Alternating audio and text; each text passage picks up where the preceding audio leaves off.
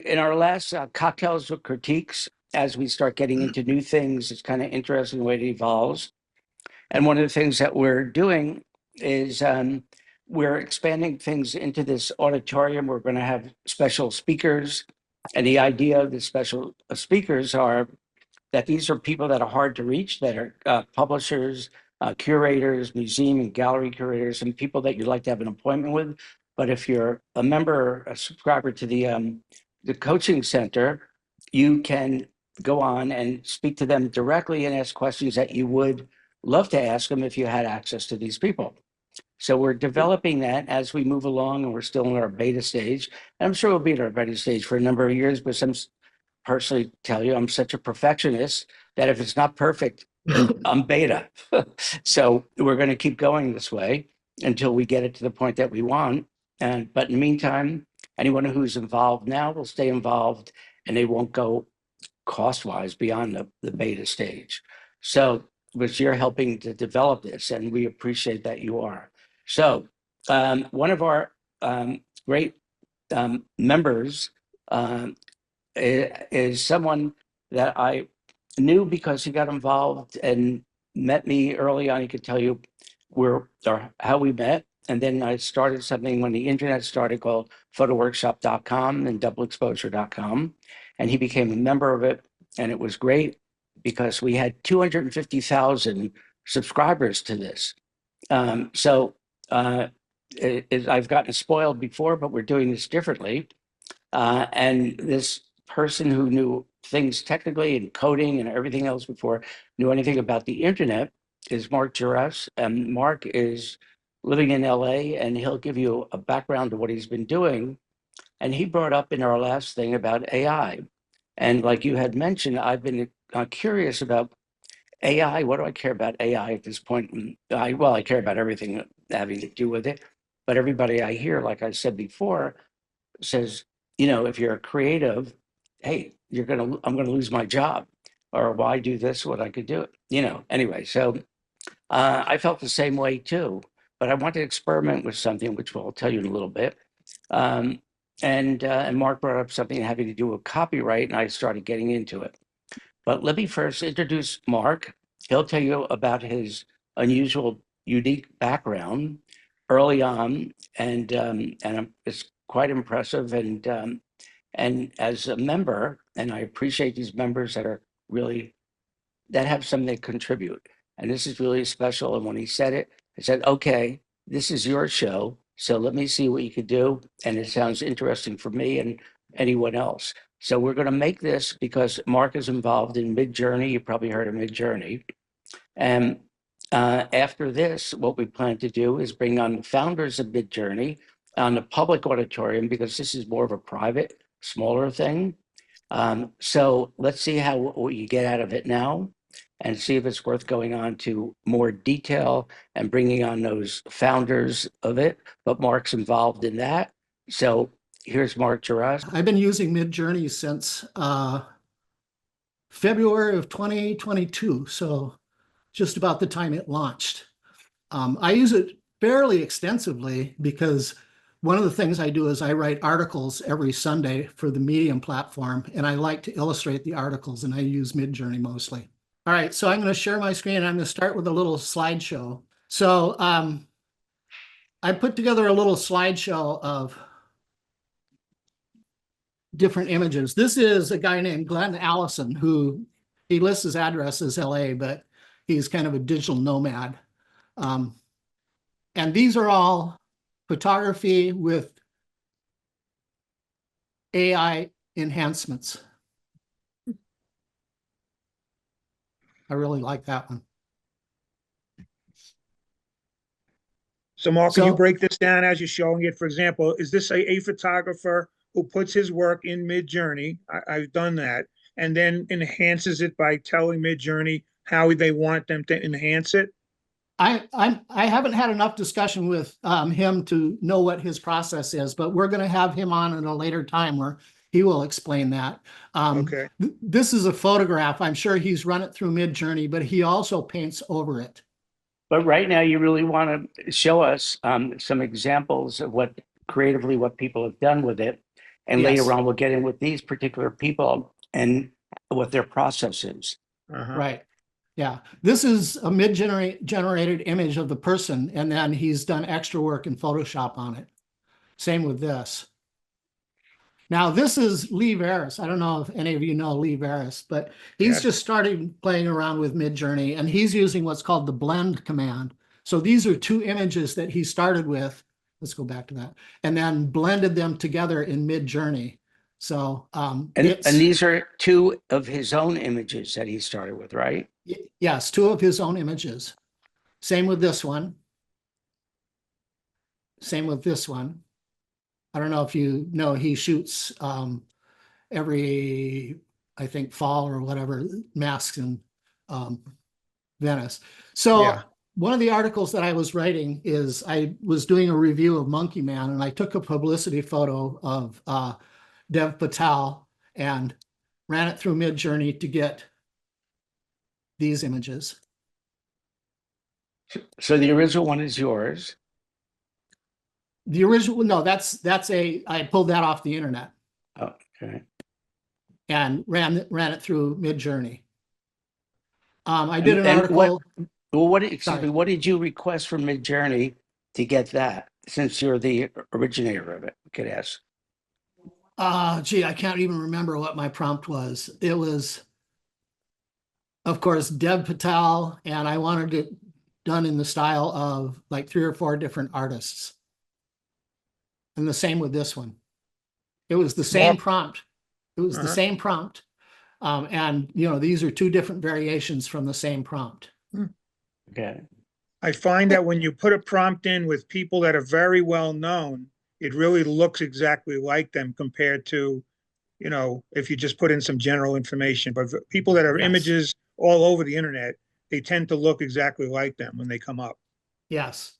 I wrote an article about Arthur C. Clarke, and because he actually invented internet bouncing television. So, and that's what it spit out. That was my favorite one that it spit out. I did an article about suicide. I did an article about Frankenstein. So I found this painting of Mary Shelley, and it spit out this among several others. Can you give an example of a prompt? Well, we're going to do that as soon as I'm finished. As soon as I'm finished with this. So, excuse me, when you said the other photographer painted after he used Midjourney, was that physical paint or painted in the computer? Painted in Photoshop. Oh, okay. So, one of my favorite authors is Mary Wells. She writes a series called The Murderbot Diaries. So I did an article about the Murderbot Diaries, and that's what it spit out. So I'm gonna. Am I wrong to think that with Midjourney you can actually start from nothing? Yes. Yes. And one of the things that I want to do is, let's quit out of this, is let me first do a quick review of what Midjourney is. And then what I'm going to do is ask Robert to make a prompt, and we'll go through kind of the mechanics of that prompt and how it works. So Midjourney, I use it through Discord, which is an application that gamers use to talk to each other. I don't know why they started in Discord, but I've always been very happy with what they do. And they're slowly transitioning to a web-based site, and they'll eventually end up with a desktop app. The first thing you see when you go to Midjourney is the Explore page. And this is just random images that pop up. And if you click on one of these images, it gives you the prompt that they did.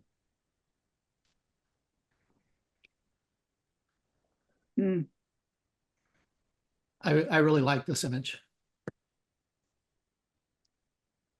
So when at the end of this, we're going to go over copyrights, and this image I want to kind of talk about when we talk about copyrights. The next portion is, well, I'm going to go to organize first. So I have a subscription to Midjourney because I use it very often, and it lists everything. It keeps everything that I've made. But if I like an image, it'll sort by if I like it or not. In Personalize, you can it'll give you numbers of images. And it's an A/B thing. You like that one, you like that one, and it develops a sense of what your taste is. So the more you do it, the more fine-tuned that becomes. In the edit version, you can do what's called retexture, or you can edit an image. And you edit an image just like you would in Photoshop, but it's not as rich as far as its capabilities of Photoshop yet. I think they'll get there. So what I'd like to do is, Robert, give me a prompt. That's a broad ass question, huh? Anyway, well, I could only say there's something. The only experience I had with it was I was really curious about it because I heard about the copyright situation, and what I understand is that if you create I know you're going to get into it in a little while, but if you create something in Midjourney, it becomes the copyright is not yours. So I was figuring, well, and I know it, of course, it grabs everything from the internet, and I know I'm on the internet all over the place and for a long period of time. So I figured, well, I'll ask this, and if I wanted to do something in the style of Robert Farber, of an elegant woman in black and white, in the style of Robert Farber, and I figured if I asked that, then that copyright has to be mine. It's not a Midjourney thing because I'm asking for the style of myself. And so that was the challenge for me. And that is the only thing I've ever done with Midjourney trying it. And that's when they first did this test thing they had about a year ago or whatever it was. So I did it, and I was amazed at what they came out with. The only thing is, it was a little too clean compared to my my work that's where I emphasize the grain or whatever. But it was quite good. It was pretty good. So do say whatever you want and ask for it in black and white and in the style of It doesn't myself. say an elegant, though. It says an elegant woman. Right. Well, So I I've wonder gotten what an those. elegant woman would come out as. Well, an elegant one, but I have the arrogant. The You should arrogant have one. left it. I have, and I just live with all the. I've been around all the time. So the other is a good point. Thank you, Anna. So- You would have left so it, make we sure see you what we say. Go ahead, Mark. So Yes, you requested or use that prompt. So you said it came out a little too clean. So an elegant woman in black and white in the style of Robert Farber adds some of the grit that Robert exemplifies. And these are kind of the bells and whistles that you want it to be. You can make a portrait, you can change everything. Let's just make it a regular portrait. These guys are essentially how you tell Midjourney what to do. You can stylize it. This is going to be, if I crank this way up, it's going to give a lot of variety. It's not going to be very close to the prompt. If I turn it all the way down, it's not going to be very artistic, but it's going to kind of try to stay as close to the prompt as possible. Let's just turn this up a little bit. Weirdness is exactly what it says, how weird you want that image to be. I'm not going to turn weirdness on for this one because... No, thank you. I appreciate that. I'm still trying to make a living at this. Yeah. and variety essentially says you get a set of 4 images, and the higher the variety you make, the more various those 4 images will be. If I turn it way down, those 4 images are going to be pretty close. If I turn it way up, each image is going to be way different than the other ones. Under model, if we do raw, it's going to be like a photograph. It's going to be very direct. And I like raw a lot because you can get like the images I did of Dev Patel, they were done as raw. You know, so there is variety and craftsmanship in it, but more like a photograph. Whereas standard, that's using Midjourney's own kind of internal interpretation. And then you can decide what model you want, all the way down to version 1, or they have another set called Niji, which makes it like a Japanese anime. So I'm gonna leave it as standard. I'm going to leave personalization because I've got my own personalization standards, and it wouldn't be anywhere near what we would expect from Robert. And then these are the speeds at which it does. If you do relax, you use what are called tokens. Anything that uses AI uses tokens, and tokens, are what you're spending to make this particular image. If you do relax, you're not using as many tokens, but it takes longer. Fast, it's reasonably fast, and turbo is very fast. And we're doing this on your dime. That's right. Okay. All That's right. right. I guess we're going to go really slow. And The tokens you're talking about is you get charged for? What's that? The tokens you're talking about, you get charged for? If you have a subscription, yes. I pay $20 a month for my subscription. And what I get out, pay if you were working in turbo all the time. I would probably run out of well, I've never exhausted my $20 a month, and I spend a lot of time in Midjourney. Okay. So I've never used turbo. I always use fast or relax. I usually use fast. So let's run Robert's prompt and see what it gives us. I should have gone turbo to make it even faster. So as you can see here, it's the additional things that we did we have 10% chaos, 3:4 portrait, version 6.1, which is more photographic in style, and style 200.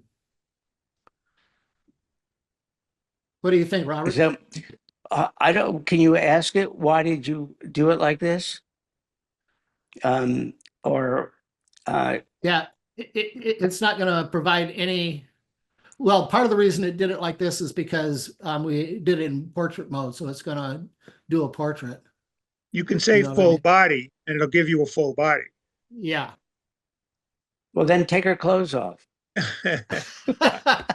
And it doesn't do nude. Does it do nude, actually? Does it do nude? Not yet. There's I do. Yes.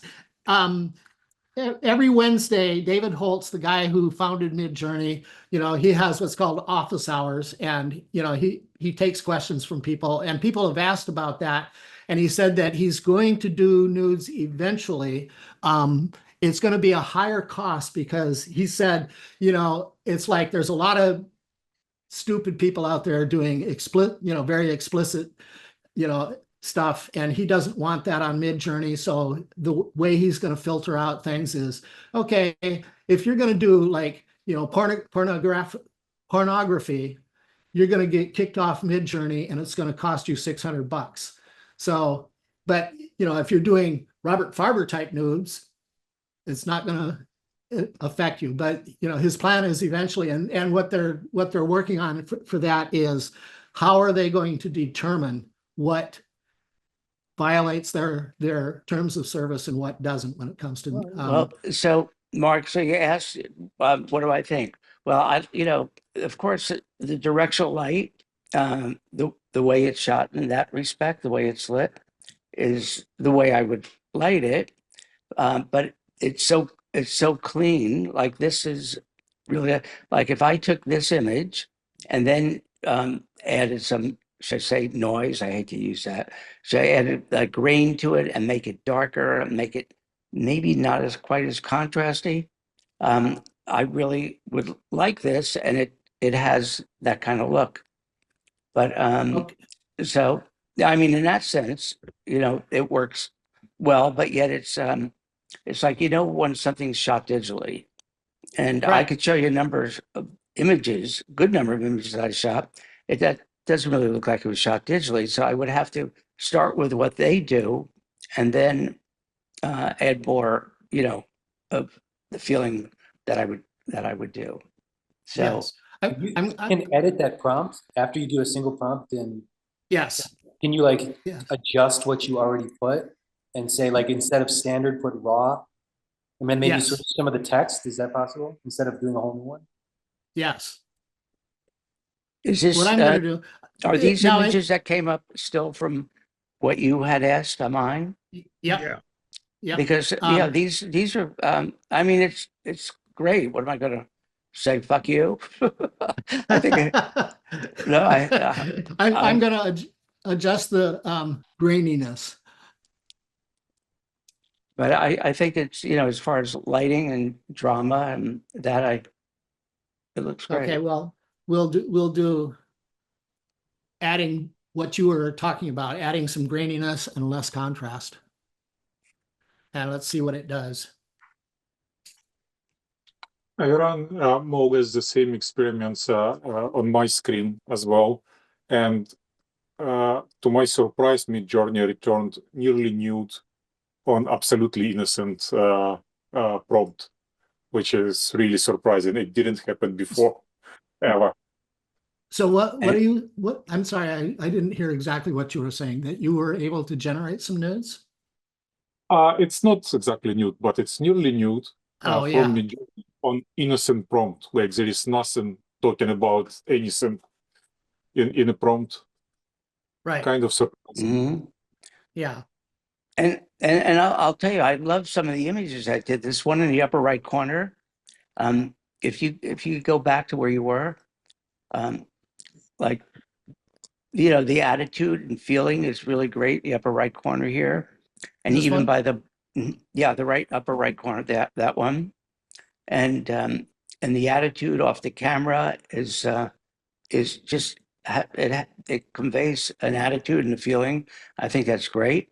You could add what we were just talking about, or or bring it down to make it a little.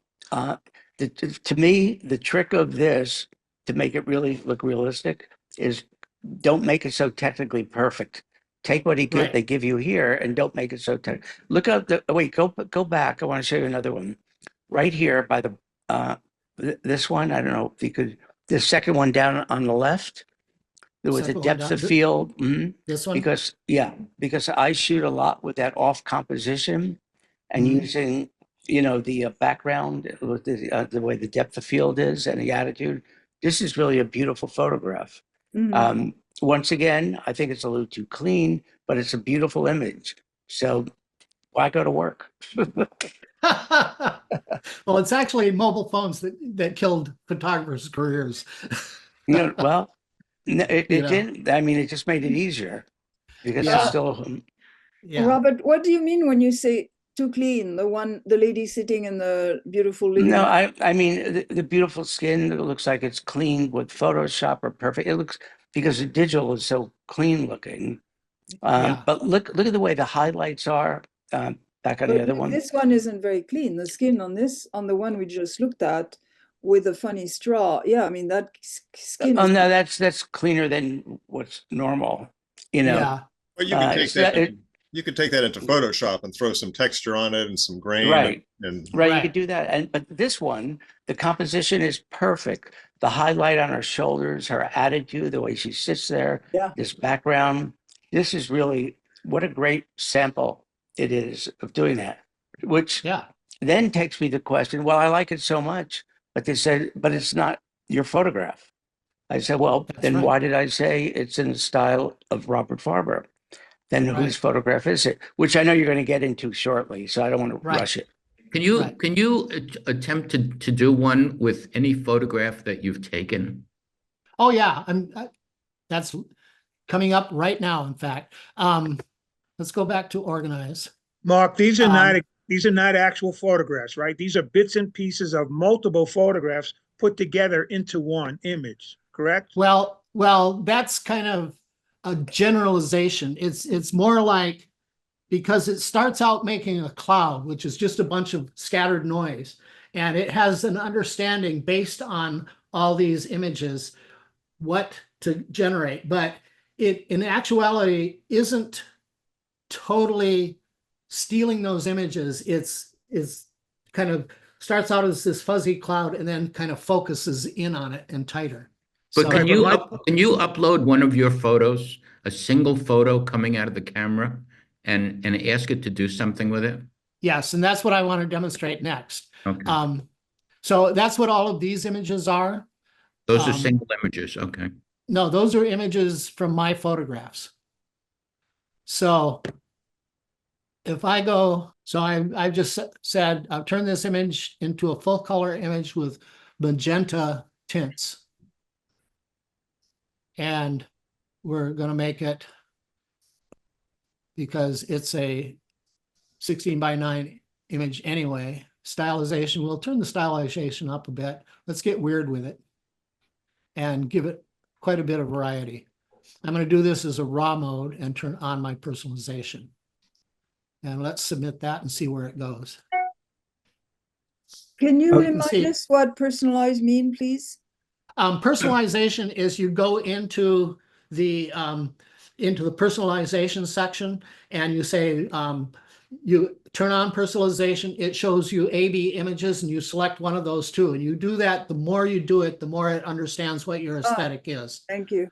So, A quick question, Mark. If you say put a long paragraph for your prompt, do you find that it gets really specific and it hones in on it, or do you find that it confuses it more? Does the more you write make the image closer to what you want, or is it better to keep it more concise? It's more like, you can use long sentences, but it's more like how you structure the image or the prompt. It takes it in a linear fashion, you know, so if you say portrait of a woman, that's the number one thing it takes into consideration. Then the next thing in the statement, the next thing. So it narrows it down and it gives it less weight toward, you know, the further away from the original prompt you give, the less weight it has. Okay, so the most important things at the beginning. Yes. Mark, can you go over where you went to pull the image off your computer? What did you start with? Create?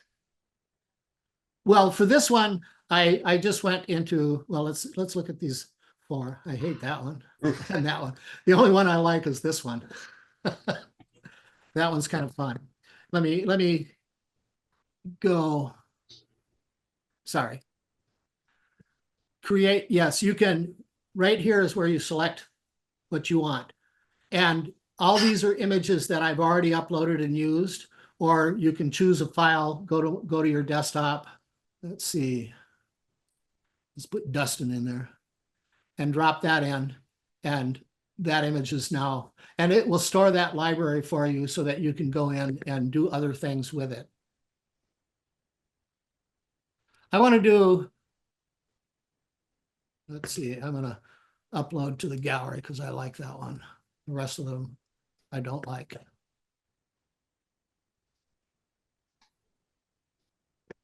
Okay, let's choose an image. No, I don't want to do it with retexture.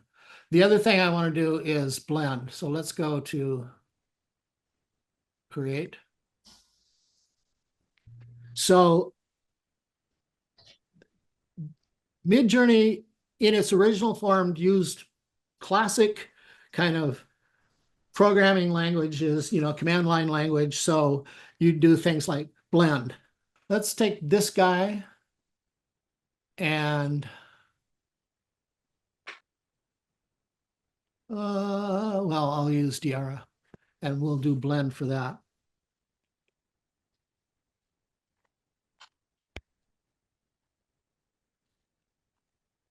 This guy and Diara.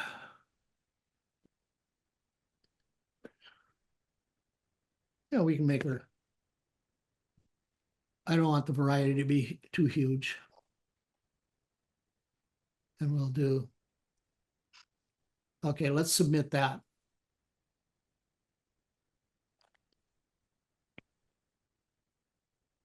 So this is taking two images that I've created and it's going to blend them together to create new ideas. That's quite an epaulette she's got there. See what AI does. She's got 4 fingers. That happens a lot. It leaves out a finger or an arm or something. Is that Or true? adds, yeah, It does. that's something they're working on. It's getting better. Every iteration, it gets a little better. Let's say I like this guy. And I'm going to rerun that one with a lot of strong.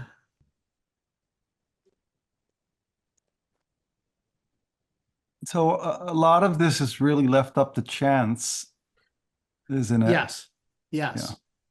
It sounds like the creativity. I'm going to, for a moment, give an opinion, if you don't mind.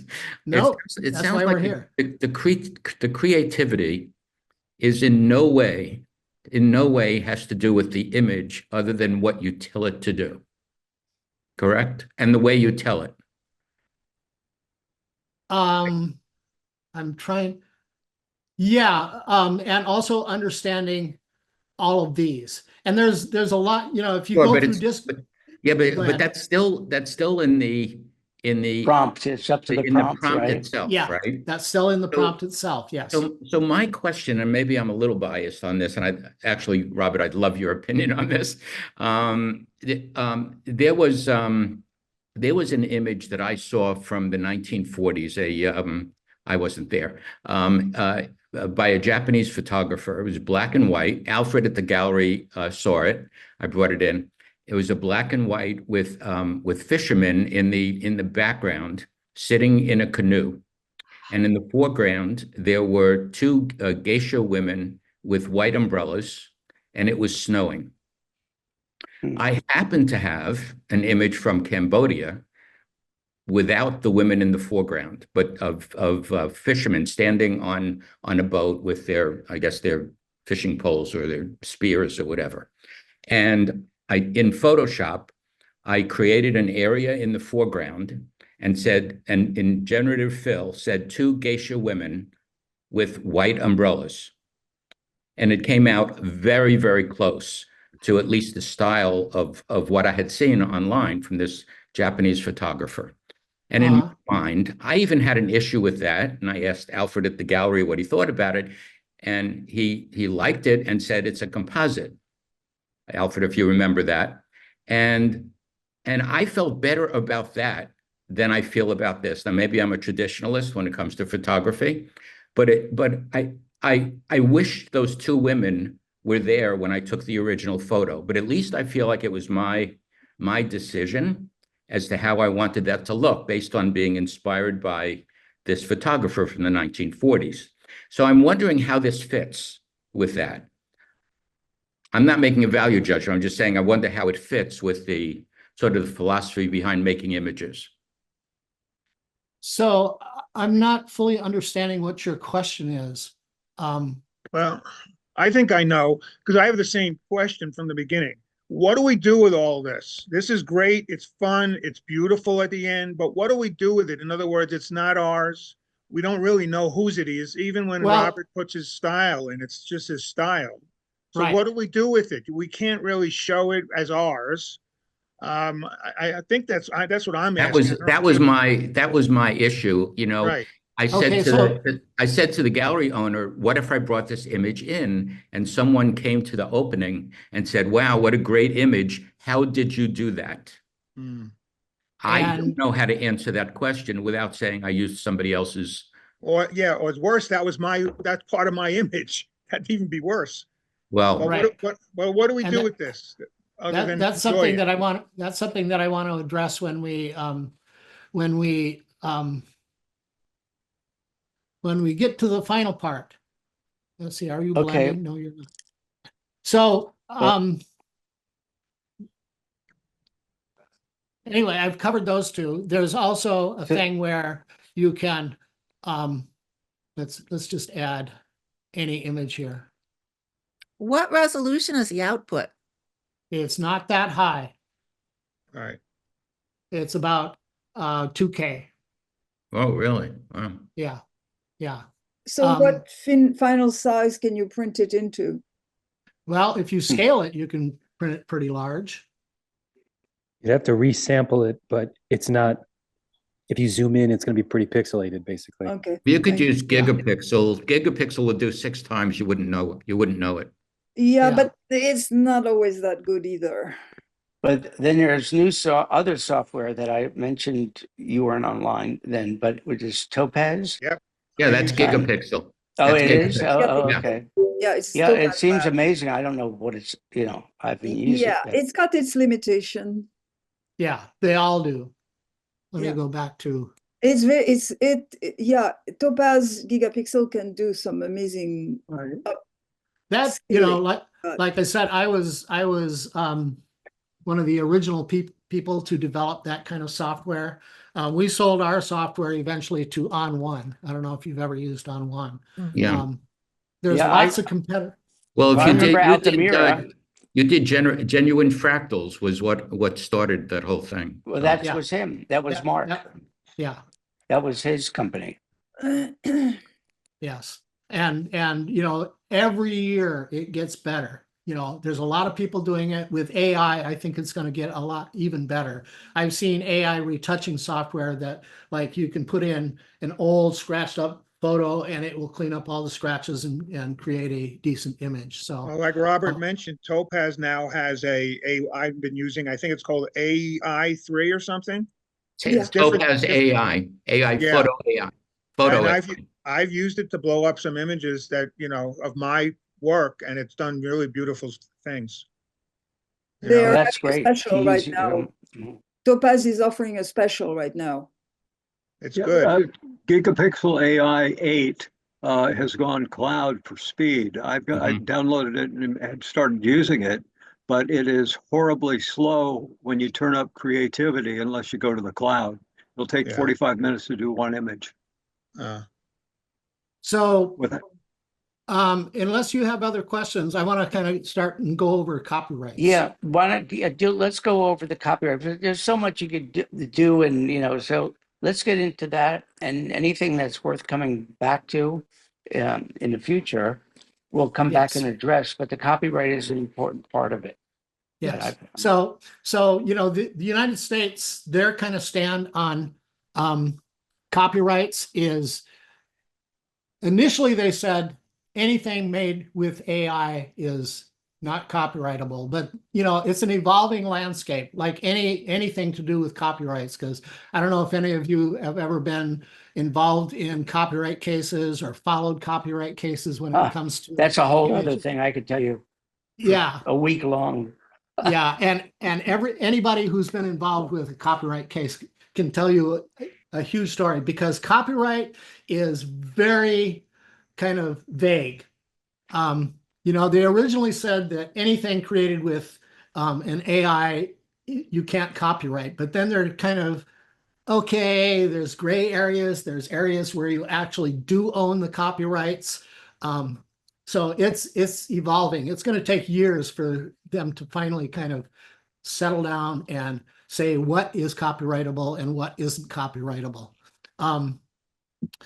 England is a lot less strict on it. So is Canada. It's funny because in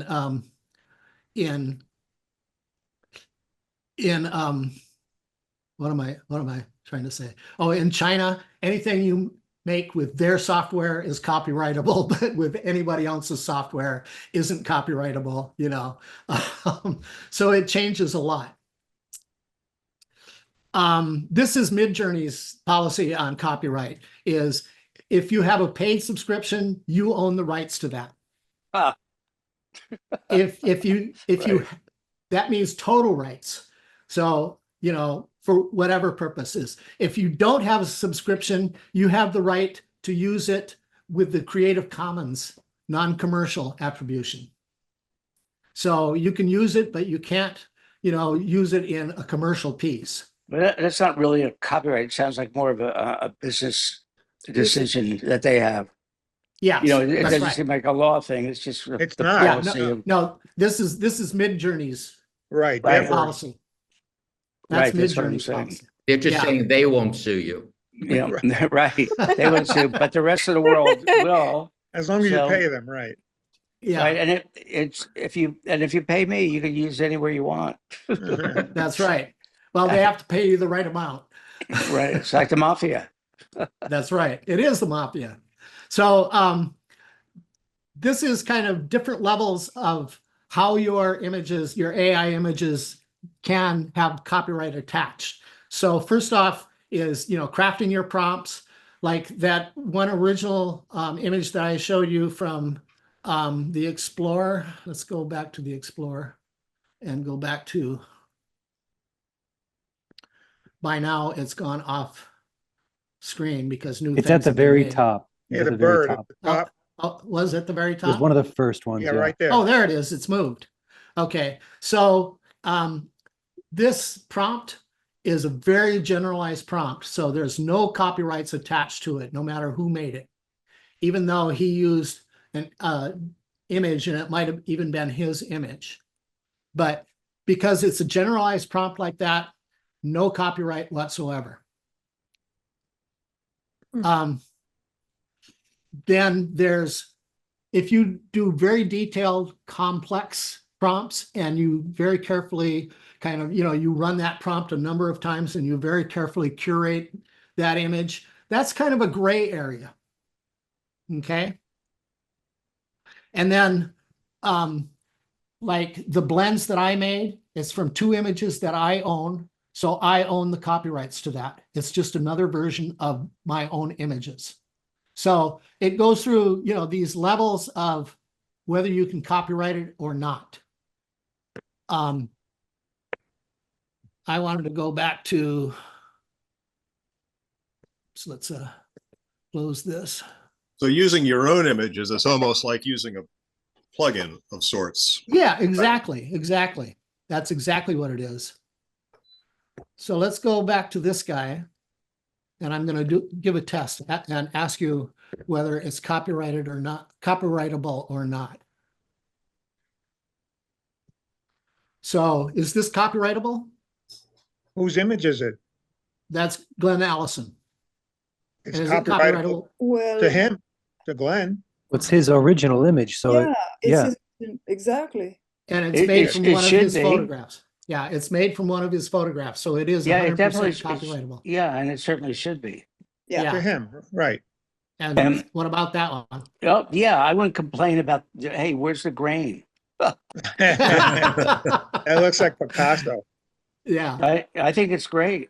I think this 100 guy's really good, really talented. 100% copyrightable. See, when you 100% use AI in this context, whatever, it's really, you're using it. I mean, it's your imagination. This Yeah. isn't like something you find on Getty Images, Yeah. if you know what I mean. So this one, well, it's made from a photograph, so it's copyrightable. This one, it's an artificial image, 100%. But It's okay. I think it's good. the face was generated by AI, but the color on the side was done in Photoshop. So that's 100% copyrightable. Yeah, and it should be, and I think it's really talented. Let me just interject something really quickly. When Photoshop really got started, and you saw these really great images, you say that's not photography, that's a digital image, and basically, and you accepted that this is a different level of technology, and that's what's going on. And what all of this does is creates another level. And what it does, if you're really a purist in photography, it really makes you remember. I remember, like in my story, getting thrown out of the outdoor art shows in Greenwich Village because they didn't accept photography in itself, in its true form, with a negative and a darkroom and everything else, as a art form. But what it does, it adds that as the pure base of the art form, and it adds that more credibility to that. And this is a new thing, in the new thing in town that people have to fight for. So Yeah. it's just another level of modernization and technology going forward. And I think Yeah, this and is great. It's done that- really well. So Yeah. And that's a great point because like you, well, I used to be called up on a lot when like high school students would enter art fairs, and they would be rejected because they had a Photoshop image that they would submit. And so I would be called upon to justify why that, digital image should be allowed into an art fair. Because like you said, it's a new technology. Photography, when it first started as a fine art thing in the 20s and 30s, it was kind of, no, it's not a painting. It took, even in the 50s, there were a lot of people that weren't accepting that photography was an art form. So it's an ever-changing world. And, 10 years from now, this will be a blasé question, but we're on the cutting edge. So this is 100%. What about this one? That is gorgeous. Yes, it's two images made by Lee Jaress. So this please. is more like a sort of a Photoshop image, because if it's two images of his own that he combined, couldn't he have done that in Photoshop? Yeah. Well, either way, it's his image totally. It's not Right, done from so anywhere else. there Even is though no the AI problem touched it there, up. right? Yeah. So Is even it- though he created it in Midjourney, it's 100% copyrightable by Lee. Yeah. Right. So as we're talking about this, we're moving away from photographers and moving more to digital or technical, whatever, to a new category. It's a whole other, Yes. whole other thing, which is commendable. But if it's really good and it's great, it's just a different category of it. Yes. So Yes. yeah. So how about that image? Is that copyrightable? To the original photographer. Yeah, not No. to you.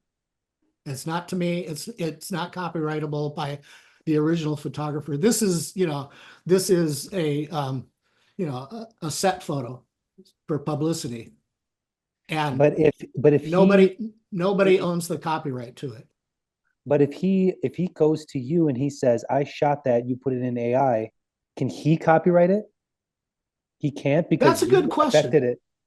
That's a good question. If he were to approach me and said he wanted the copyright to it, I would gladly give it to him, because, I don't own that image. I used it as an illustration for an article. And I don't have any attachment, any kind of emotional or physical or any kind of attachment to it. I would gladly say, it's yours. Somebody else, they might get a little bit pissy about it and say it's in public domain, which is where it resides right now. So you that's kind of a have good to question. you would have to for example, he could go say, take it down or I'll sue you. Or, just as an example, or if you go to a public domain image, you affect it in Midjourney, and then you could copyright it after that. No. Okay, because it's would- not it would- originally yours, and it's in Yeah. public domain already. Okay. Yeah. So it would remain in the public domain. I So thought that, like in Photoshop, if you composite elements that you pulled from the internet, and the section that you pulled to pull from the internet to composite in your image, if it wasn't used for the same purpose that it was originally shot for, it was acceptable, and it would be a copyright infringement of pulling Yes. something from the internet, because the intent in the image is completely changed. It's used in a totally different way. And I Yeah. thought that was acceptable. Shepard Fairey is a very good example of that. Remember the Obama poster when he was running? And he took an image shot by an AP photographer and, did his Shepard Fairey thing on it. It got huge response. Long time ago, I tried to get one of those posters. They're worth a fortune right now.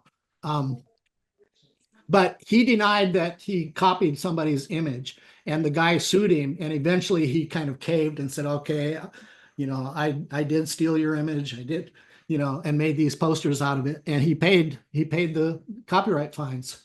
So, it depends. Like the way that I've read copyright law, when it comes to derivation, you have to substantially change it. And this is where, copyright to me is this fuzzy kind of space, because that's in the eye of the judge, really. If you get taken to court and you got a judge who's friendly towards you, he's going to say, yeah, it's enough changed. If you got a judge who's very strict, he's going to say, no, it's it's infringement. So it's always been shifting over the years with different things. And totally. And I've been through a lot of it with that. Yeah. And this just brings in a whole new thing that I don't know if I could wait around for them to figure it out, but they're never going to figure it out.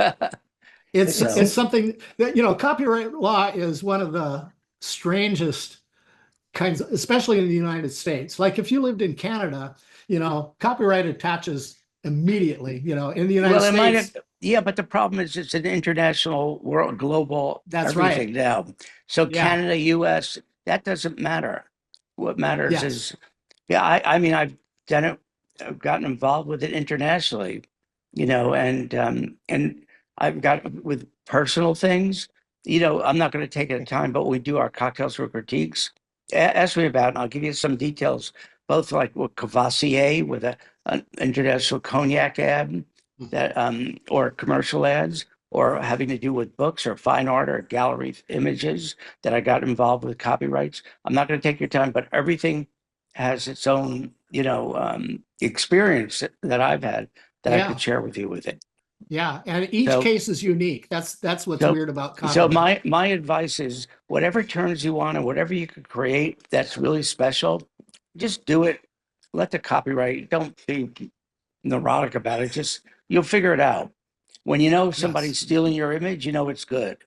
And if they're stealing it to the point that everybody could see it, then you could go after them because you're making money on it. Yeah, I have a story about that because we used to build sites for the gaming industry. And so every 5 weeks, I'd fly out to Las Vegas to meet with the guys that produce these games. And they were going, all these people are stealing images from our games. And my attitude was, good, that's good publicity for you. The more they steal, the better it is because they love your stuff. Right. That's right. Mm-hmm. And if you're seeing it somewhere, as soon as they think they're making money on it, you're making the money, and you could, in a way, it seems kind of risky. Like if you were to take an image that you really love from the internet, and maybe the photographer, and then you start to edit it, and then you publish it on your site anywhere, and maybe you're not even trying to sell it. If that person sees the image, they could go after you. Do you know what I mean? Like, is it kind of risky in that way? Yeah. If I knew the photographer of an image that I really loved, I would, of course, you wouldn't take it. No, I would talk to the photographer and tell him what I was up to, and ask permission. And even if it was just like these stock photos of, because this one has changed enough from that original portrait of Arthur C. Clarke. Right. He wouldn't be able to tell that was based on that. So like what you were saying, you have to change it enough to, okay. Yeah. I mean, there's so many little things. If you take a picture of someone that has a close up of their shoulder, which has a tattoo on it, who are you going to sue? Or who's going to sue you? The tattoo artist, or well, Mike Tyson did that. Did he? Bought the image from the internet, then you've already paid your dues. If it's a free image, it's a different story than if it's a paid for image that you've gone online and paid for and then changed. Well, yeah, but then it's deep down as an artist, it's a collaboration. Mm-hmm. It's not like you take that. It's that's a whole other thing. Yeah. And kind of my attitude is if you make a non-copyrightable image, it's in the public domain. Just make sure that like this is, in my opinion, changed enough from this that, it would not be suable, but it depends on the judge for an image like this. Well, this one's a little too close. Well, but this one's vastly changed. That one, I don't think Mary Shelley's alive, so she won't sue me. And this one, I don't know. But this image, of course, lies in the public domain. There's no way I could copyright that.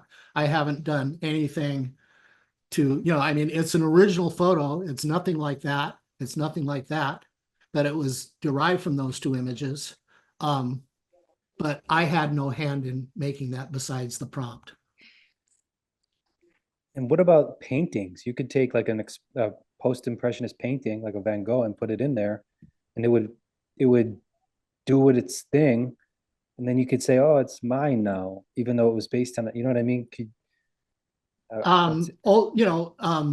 Like impressionist paintings, their copyrights have expired, but photographs of the images, those copyrights they still have. But it would still be, unless you changed it in some way, in my opinion, it would still be a public domain image. You'd have to do like Glenn Crank up the Allison did. weirdness. Yeah, crank up the weirdness. You'd have to do something like Glenn Allison does, and really make it your own. Okay. And then you could copyright it. Well, I think these are great.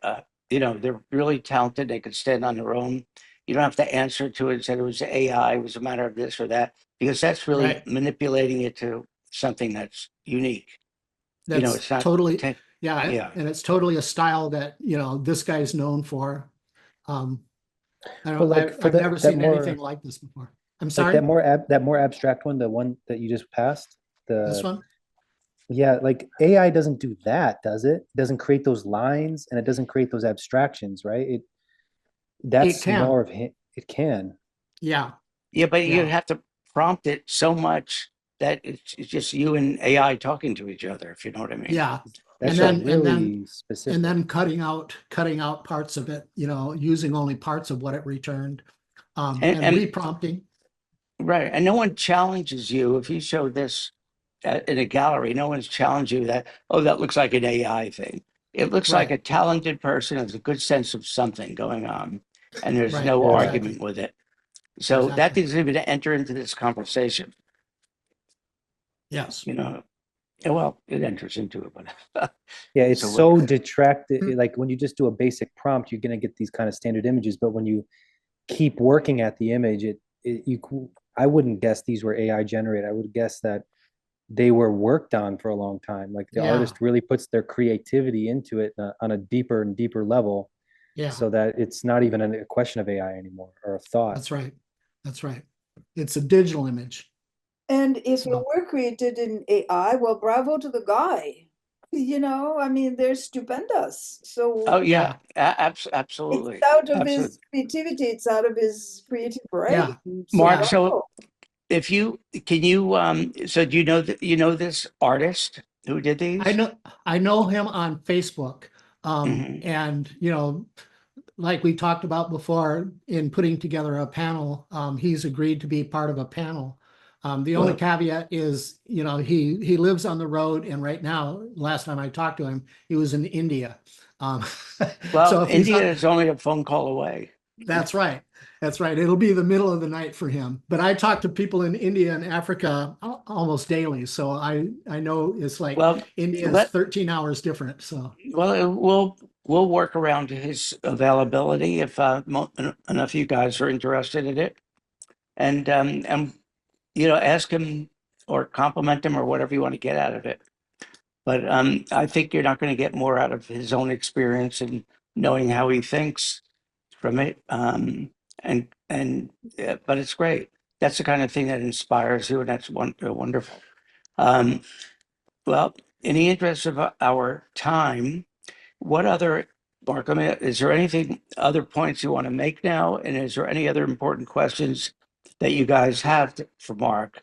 And where do you want to go from here? Yes, Mark, if I was interested in starting in Midjourney, how do I learn about it? How do I learn to use it? Where do I start with that? they have complete documentation online, and You mean like videos? no, you just have to read through it. There's a guy named something Chaos. I think it's on Saturdays. He does workshops. Donald Trump. Yeah, Donald Trump. Yeah. What? But there's a guy who does every Saturday he does a workshop. He's part of Midjourney. There's lots of YouTube about it. But I think it was Jean-Michel who mentioned that, or maybe it was somebody else, that they were doing having a lot of fun with it. About 80% of their users are doing it just for fun. Right. You know, Me there's too. a few people who pay, you know, a monthly fee, and there's different levels of the fee. I'm one of them. And what I get from that is, you know, according to their policy, I can use whatever I do for commercial use. But I would only think about copywriting something if it was very original from me and had heavy input from me. And there's a bunch of people that are doing that. There's a woman, for anyone who wants to look, I've seen a lot of her work. Her name is Inga Schuster, I-N-G-E. Oh, Can you yes, put I've that seen in? them. Can you put that into the chat? S-C-H-U-S-T-E-R. Yeah, they're beautiful, beautiful they're images that absolutely, move. they're the video. gorgeous. And of course, she sells them on some of those, you know, the art sites for like $75 because she doesn't really have to do very much other than be creative in terms of her prompt, but they're quite beautiful. Yeah, they are. I actually, Jean-Michel sent you an email with that link. Yeah, I was very, very impressed. The beauty and the delicacy and graphics of what she does. A lot of them are very minimalist, you know, with a tree in the background, with a barn, and very colorful. I just put her Instagram in the chat for everyone to see. Yeah, there you go, Mark. I'm just bringing it up right now.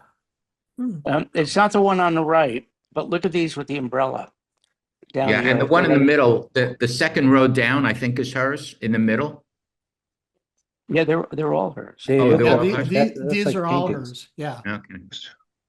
Beautiful. Annie, I wanted to tell you, I took 2 different courses with LACP, which is the Los Angeles Center for Photography. Very helpful, you know, like 4 sessions where you have assignments, you really get into Midjourney and learn about it. Oh, that's great. I think also different people will approach this differently. Yes. I mean, I can tell you that you know, I have a pretty strong IT background. I can probably do this, but I would feel that I would need, just as my personal thing, I would feel that I would need to start with one of my photographs and use AI as a tool. And you should. You're a talented photographer, so why let that go? I would just feel better about it, forgetting about whether it's good or not. I would feel at least I used my camera to envision something, and then maybe something wasn't there that I wanted to make it look better. Then I might use this. Or the reverse, like you said, Robert, you can you know, do this and then use your other tools to make it different.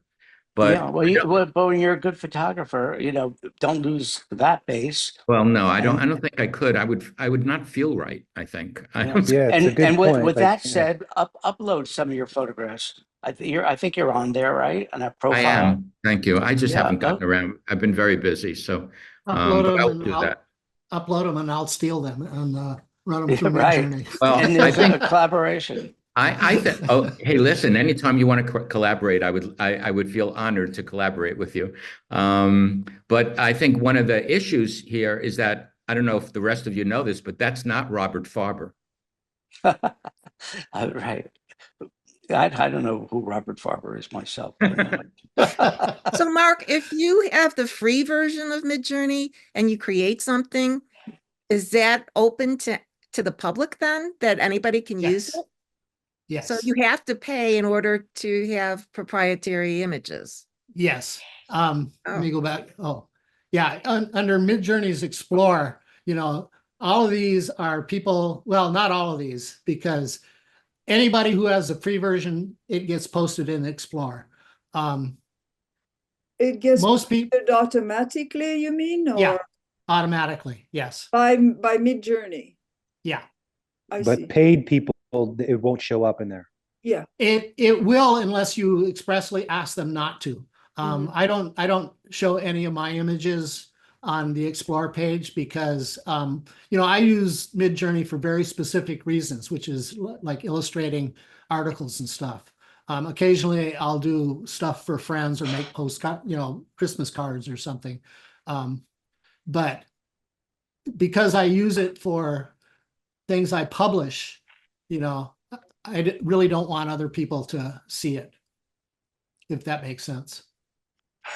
My son, who actually has been quite successful with directing music videos and commercials and so forth, he used Midjourney to do a storyboard, which came out exactly as he would describe it. It was great for that purpose. Yeah. Not that he wanted to publish it, but it worked out. What a tool for him. It was great. Yeah.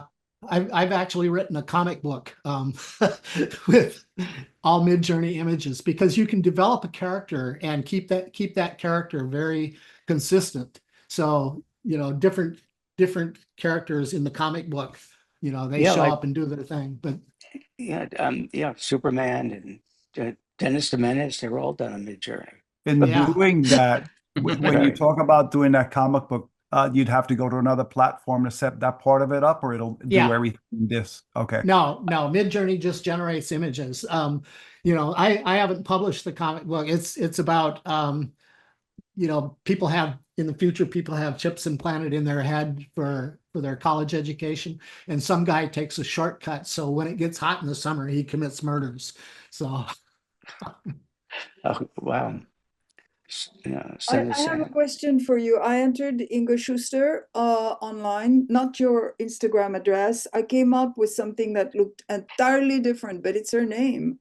It's photography. It's minimalist. It's really good minimalist photography.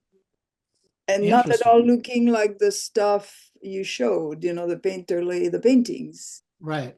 It's the same person? I have no idea. Do you know Jean-Michel? When I look at these, I see they're very specific. She's got a very specific style, and they are very Midjourney-y to me. Well, on this one, I was taken by the ones that are very photorealistic, not the ones that are a little more cartoonish. When I saw the ones that are a little more cartoonish, it kind of threw me. I'm not that into it. Right. He has a website. But like the red umbrella, this one right here with the red umbrella. Yeah, he's very good with red. Yeah.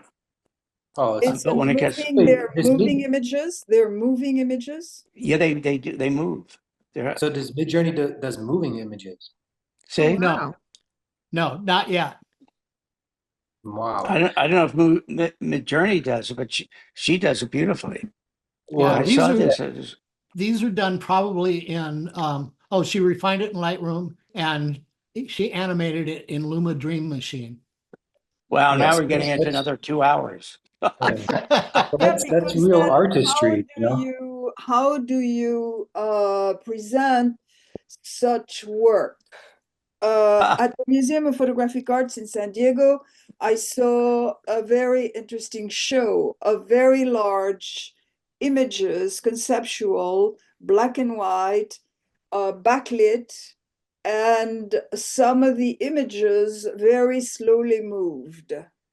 Like there was a San Sebastian with the that had been wounded, and blood was coming out of the wounds very slowly.